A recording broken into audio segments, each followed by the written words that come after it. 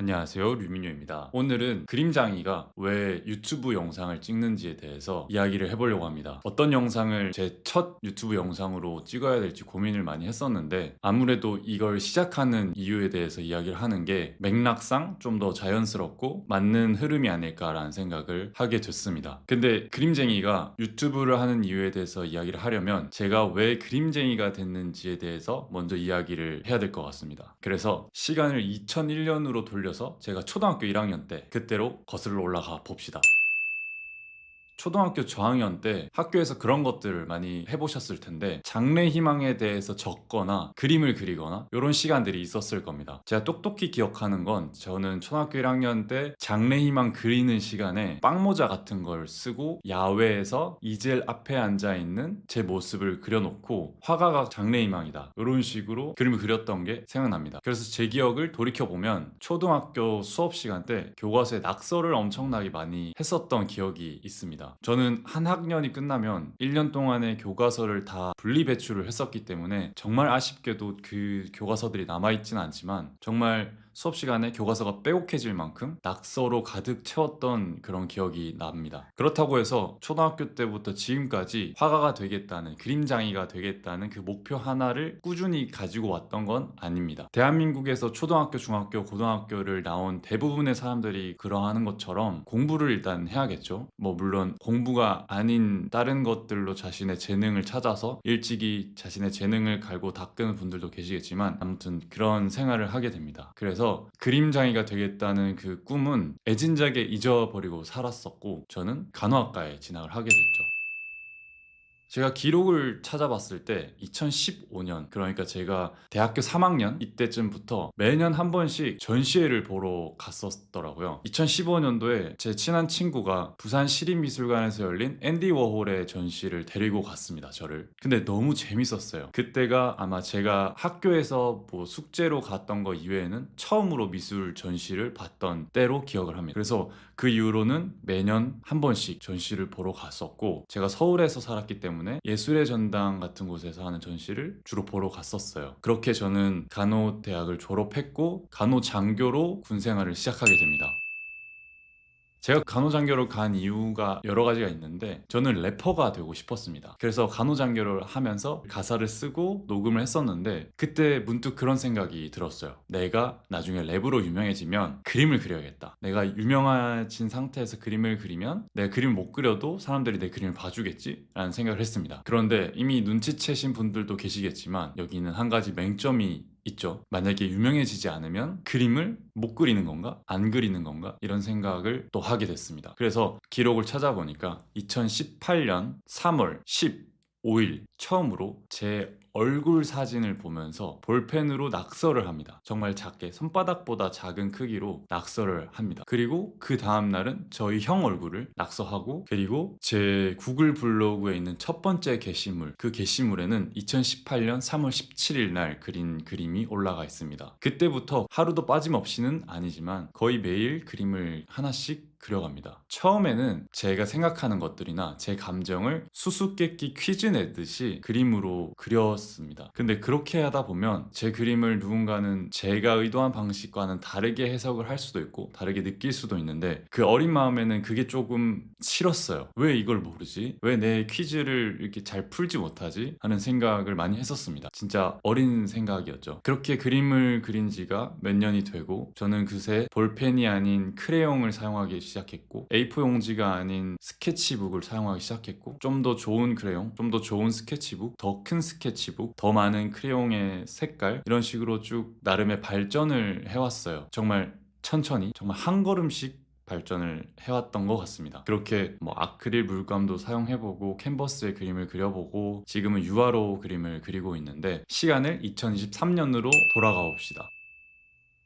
당시 저는 간호사로 일을 하고 있었고, 그림을 전업으로 하는, 혹은 그림을 제 본업으로 해야 할지에 대해서 고민을 심각하게 하고 있었을 때입니다. 그때 그런 고민을 하기 시작했어요. 내가 왜 그림을 그리는가? 물론 재미가 1번입니다. 그림을 그리는 게 너무 재밌어요. 그거는 지금도 마찬가지인데, 그림을 그리는 게 단순히 나의 재미를 위해서인가? 여기에 다른 의미는 없을까라는 생각을 했습니다. 그리고 나서 스스로 내린 결론이 있는데, 처음에는 제가 이걸 수수께끼 문제를 내듯이 그릇이 단순히 저를 표현하고 어떻게 보면 제 안에 있는 거를 배설하는 데 그쳤다면 결국에는 전시를 통해서 사람들이 제 그림을 보고 또 전시를 통해서가 아니더라도 요즘에는 SNS에서 제 그림을 쉽게 접할 수가 있는데 누군가가 제 그림을 보고 그 사람 나름의 생각이나 해석, 감정을 갖게 된다는 사실을 인지하게 되고 그러니까 이 그림이라는 게 단순하게 내가 세상에 무언가를 내놓는 거에서 그치는 게 아니라 그 내놓은 것들이 또 다른 사람에 의해서 그 다른 사람에게 전달이 되고 그렇게 상호작용이 일어난다는 걸 알게 됐습니다. 그래서 내가 어떤 걸 표현해야 될까라는 데 중점이 있다가 내가 어떤 거를 전달할 수 있을까, 내가 어떤 걸 전달하면 좋을지에 대해서 제 생각의 초점이 전환되게 됩니다. 그래서 요즘에는 제가 느끼는 것들이 어떤 감정이나 생각이다 보니 추상화를 더 많이 그리게 되더라고요. 무언가 대상을 명확하게 그리지 않고 추상적으로 그냥 색이나 형태 등을 통해서 표현하는 게 역설적일 수도 있지만 오히려 제 생각이나 감정을 더 정확하게 표현할 수 있는 방법이라고 생각을 하게 됐습니다.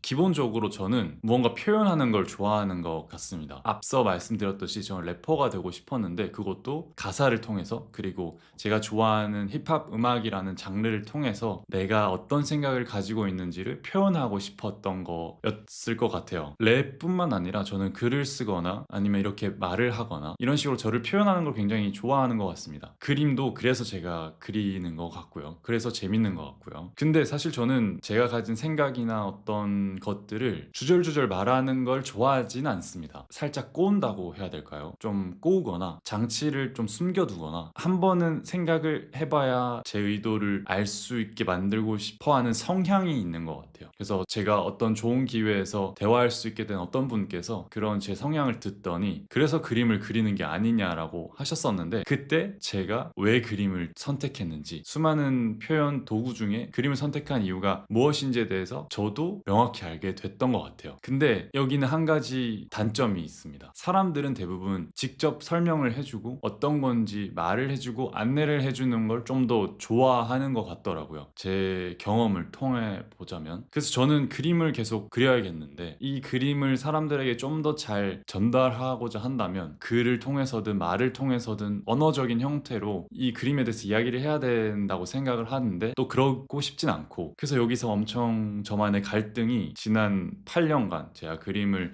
그려오는 시간 동안 이어져 왔었습니다. 그러다가 생각을 한 게 그러면 그림에 대해서 직접적인 설명을 좀 자제하더라도 그림과 가장 가까운 사람 그러니까 저죠. 저에 대해서 사람들에게 설명을 하고 제가 어떤 사람이고 어떤 생각을 하고 어떤 가치관을 가지고 어떤 세계관 속에서 살고 있는지에 대해서 사람들에게 전달을 하게 되면 사람들이 내 그림을 이해하거나 감상하거나 느끼는데 좀 더 도움이 되지 않을까 하는 생각을 하게 됐습니다. 애초에 그림이라는 건 저는 이해 영역은 아니라고 생각을 합니다만 어쨌든 뭐 이해가 필요할 수도 있겠죠. 그렇게 해서 제가 고민하던 끝에 제가 예전부터 또 하고 싶었던 한 가지를 떠올리게 됩니다.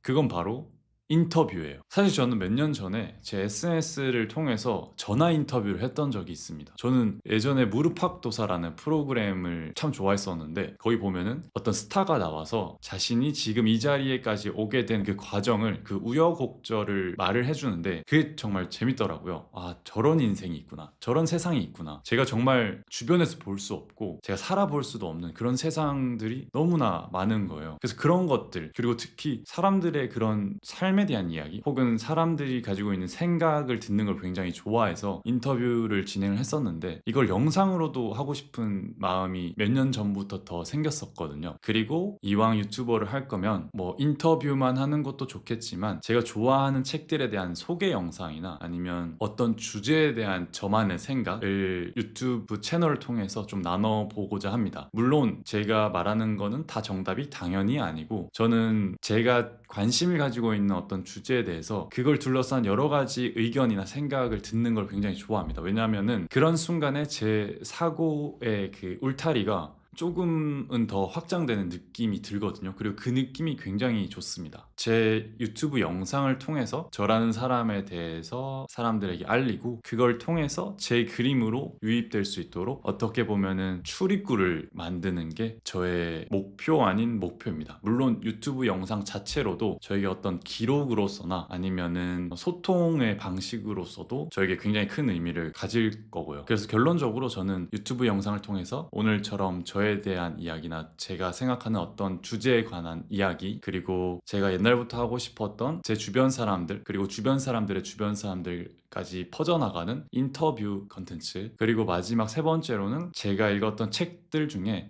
여러분들께 소개해드리고 싶은 그런 책들을 골라서 그 책에 대한 소개하는 영상을 앞으로 업로드 해볼까 합니다. 그래서 혹시나 어떻게 기적적으로 여러분들의 알고리즘에 제 영상이 떠서 이걸 지금까지 이렇게 끝까지 보셨다면, 그리고 다음 영상을 보셨을 때 그게 여러분들의 가치관과 일치를 하든 아니면 가치관과 다르든, 여러분들이 뭔가 이야기해보고 싶은 주제라거나 아니면은 평소에 생각을 좀 가지고 있던 주제라면은 댓글을 통해서 소통을 하는 것도 좋을 것 같고, 제 채널을 구독해 주심으로써 제가 어떤 이야기들을 계속 해나가는지 그런 것들을 봐주시면 감사드릴 것 같습니다. 그리고 좋아요도 눌러주시면 정말 좋고요. 알림 설정을 부탁드리지는 못할 것 같습니다. 저는 유튜브를 보면서 한 번도 알림 설정을 해본 적이 없기 때문에 제가 안 하는 걸 여러분들께 해달라고 부탁하기는 너무 어려울 것 같습니다. 그러면 저는 다음에 앞서 말씀드린 그 세 가지 주제 중에 한 가지 주제를 가지고